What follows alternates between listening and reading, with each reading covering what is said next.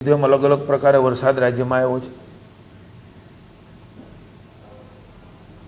નુકસાની પણ કેટલીક જગ્યાએ જોવા મળી છે. ભૂપેન્દ્રભાઈના માર્ગદર્શનમાં હંમેશા તમામ વર્ગ માટે સંવેદના સરકારની રહી છે. નાના મોટા વેપાર અને સ્વરોજગાર માટે નાગરિકોની સાથે સુખ અને દુઃખના ભાગીદાર એ રાજ્યની ભાજપની સરકાર રહી છે.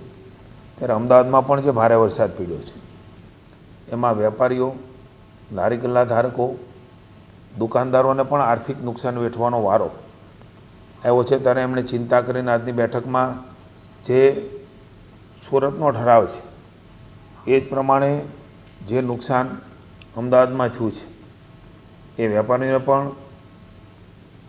એ જ પ્રકારની સહાય કરવાનો નિર્ણય આજે મંત્રીમંડળની બેઠકમાં થયો છે.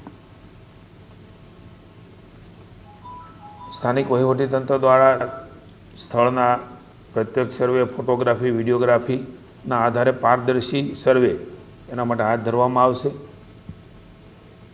પુનઃ વેપારીઓ આત્મવિશ્વાસ પ્રાપ્ત થાય, કારણ કે અમદાવાદ એ ગુજરાતનું આર્થિક હૃદય છે. સૌ સાથે મળીને પુનઃ એનો આત્મવિશ્વાસ પ્રાપ્ત થાય ને પુનઃ એનો ધંધો ધબધબતો થાય એમના માટેની આપણા સૌની સહિયારી જવાબદારી છે એવું માની મુખ્યમંત્રી શ્રી માનીને આ પ્રકારની ધારાધોરણ પ્રમાણે સહાય આપવાનો નિર્ણય એ કેબિનેટમાં થયો છે. આપણે સૌ જાણીએ છીએ કે ઉર્જા વિભાગ એ અતિ મહત્ત્વનું વિભાગ છે. માની ઋષિભાઈ અને રાજ્યમંત્રી ભાઈ શ્રી કૌશિકભાઈ એ મંત્રી તરીકે ફરજ બજાવી રહ્યા છે. વરસાદ આવે, વાવાઝોડું આવે, નાની મોટી તકલીફો થાય ત્યારે સ્વાભાવિક છે કે વીજ પુરવઠો એ પૂર્વવત કરવો એ મુશ્કેલ હોય છે. પણ માનનીય મોદી સાહેબે જે પ્રકારે રાજ્યમાં ઉર્જામાં એક નવી દિશા રાજ્યને આપીને ગયા છે, એમાં હમણાં તાજેતરમાં જે વરસાદ આવ્યો એમાં 1997 ગામોમાં વીજ પુરવઠો ગણતરીની કલાકોમાં પ્રસ્થાપિત થયો હતો. માનનીય મંત્રીશ્રી આખો અહેવાલ આજની કેબિનેટમાં આપ્યો છે. અસરગ્રસ્ત ફીડરો એ 2575 હતા, ક્ષતિગ્રસ્ત વીજ પોલ એ 1674 હતા, ક્ષતિગ્રસ્ત ટ્રાન્સફોર્મર 5000 જેટલા હતા. ભૂતકાળમાં આપણે જોયું છે કે લાઇટ વહી જાય તો મહિનાઓ સુધી લાઇટ ન આવતી. આજે બધો ચેન્જીસ એ માની ભૂપેન્દ્રભાઈ અને માનની નરેન્દ્રભાઈના માર્ગદર્શન નીચે રાજ્યમાં આપણા બંને વીજ મંત્રીશ્રીઓ પણ સતત એમાં લોકોને મુશ્કેલી ન પડે એના માટે પાછળ હતા. 3400થી વધુ વીજ કર્મચારીઓ, 900થી વધુ ટીમો એ ગ્રાઉન્ડ ઉપર રહી છે. આ બધી વિષમ પરિસ્થિતિમાં કાદવ કીચડ પણ એની વચ્ચે પણ યુદ્ધના ધોરણે જનજીવન એ થાળે પાડવા માટે વીજળીમાં પણ સરાહનીય કામગીરી થઈ છે. એના માટે પણ વિશેષ ઋષિભાઈને હું રાજ્ય સરકાર વતી અભિનંદન આપું છું. મુખ્યમંત્રી શ્રી ભૂપેન્દ્રભાઈનું નામ આવે એટલે સંવેદના સૌથી પહેલાં એના નામ સાથે જોડાયેલી છે. જ્યારે ઋષિભાઈ રિપોર્ટિંગ કરતા હતા, અહેવાલ આપી રહ્યા હતા, માની મુખ્યમંત્રીશ્રીએ તરત એ વાત પકડી.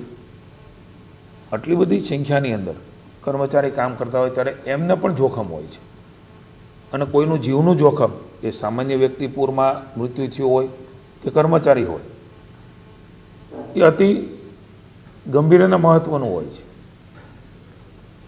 એમણે તરત જ ચીફ સેક્રેટરીને સૂચના આપી છે. આ વીજ કર્મચારીઓ જે છે એની સેફટી ઉપર કોઈ કોમ્પ્રોમાઇઝ ન કરવો. તમામ પ્રકારના સેફટીના સાધનો એમને આપીને કામ કરાવવું,